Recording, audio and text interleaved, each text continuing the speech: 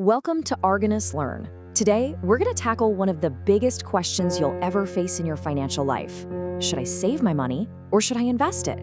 You know, getting this one thing right is the absolute foundation for building wealth. And hey, for those of you studying for your NISM exams, this is a concept you just have to nail. So let's get right into it.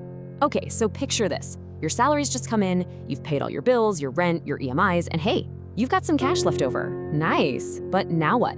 What's the smart thing to do? Shove it into a savings account? Maybe dip your toes into the stock market? It feels like a simple choice, but believe me, your answer to this question will pretty much define your financial future. And getting it wrong? Well, that can be a really expensive mistake. All right, so before we can even think about making the right choice, we need to get one thing crystal clear.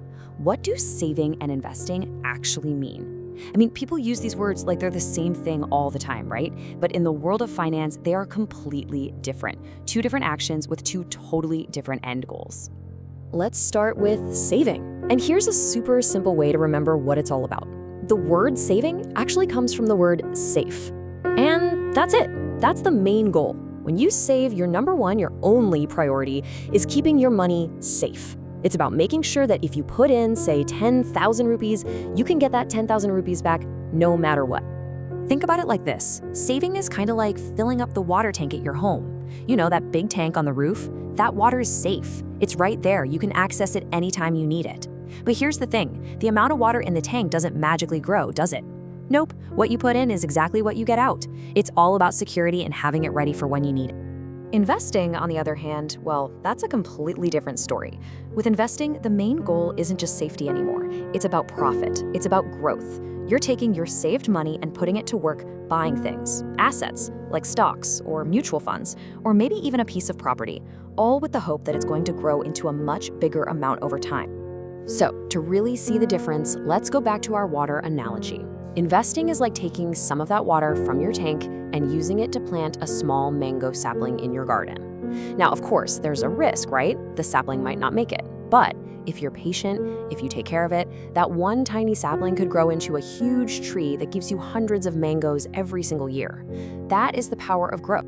And this brings us to a really, really important point.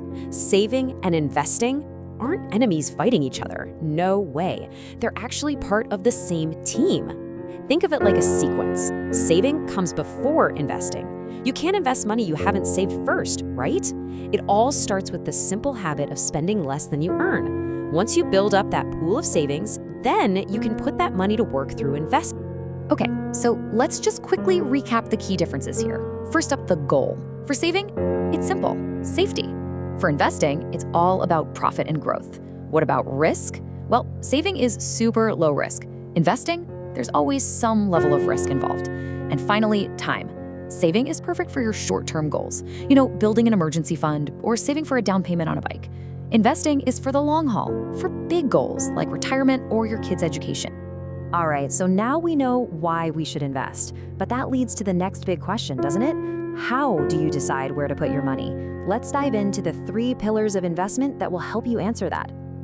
I mean, think about it. This is the question that paralyzes so many people, right? You've got FDs, mutual funds, stocks, gold, real estate. The list goes on and on. How on earth are you supposed to choose? Well, don't worry. There's actually a simple but really powerful framework that you can use to evaluate literally any investment.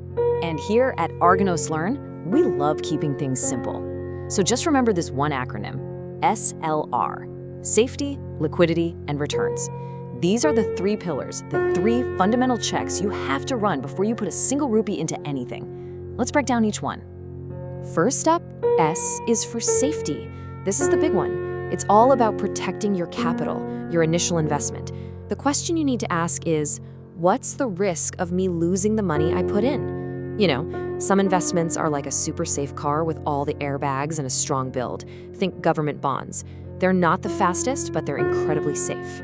Next, we have L for liquidity. This one's pretty simple. It just means how quickly and easily can I get my money back as cash without losing a chunk of it in penalties. Let's take that car analogy again. A really popular car like a Maruti Swift is super liquid. You can sell it in a day if you want.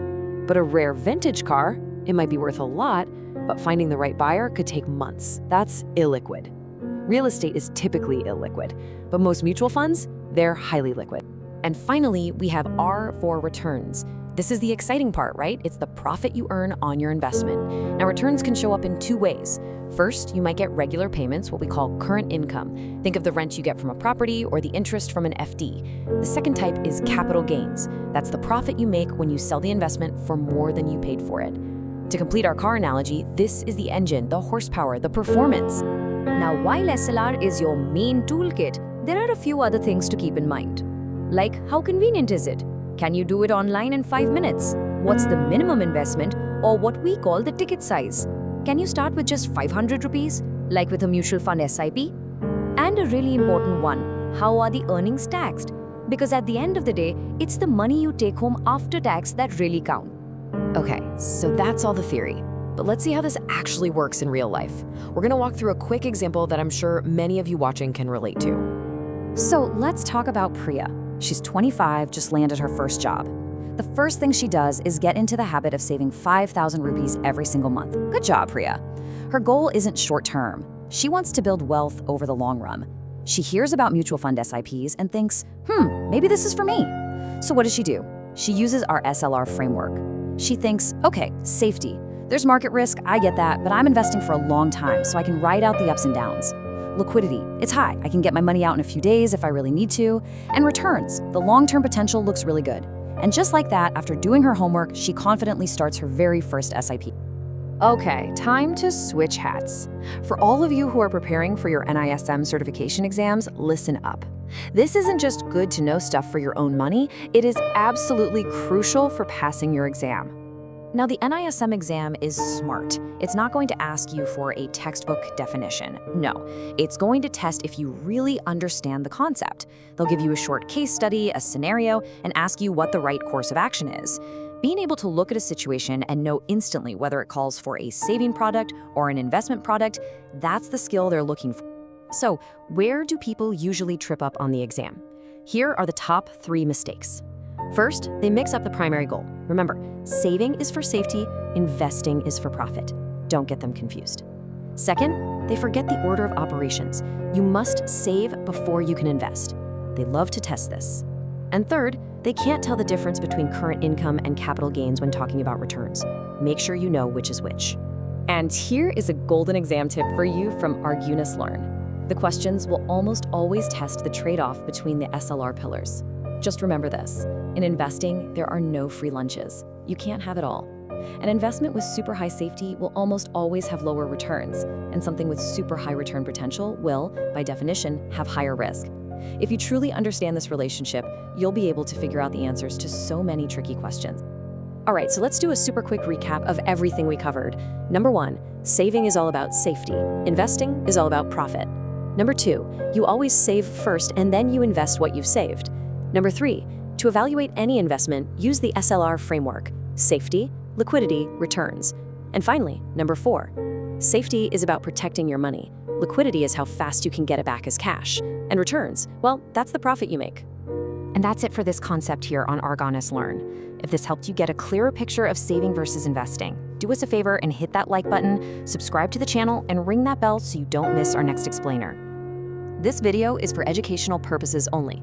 It is not affiliated with, endorsed by, or sponsored by NISM, AMFI, or SEBI. Mutual fund investments are subject to market risks. Please read all scheme-related documents carefully before investing.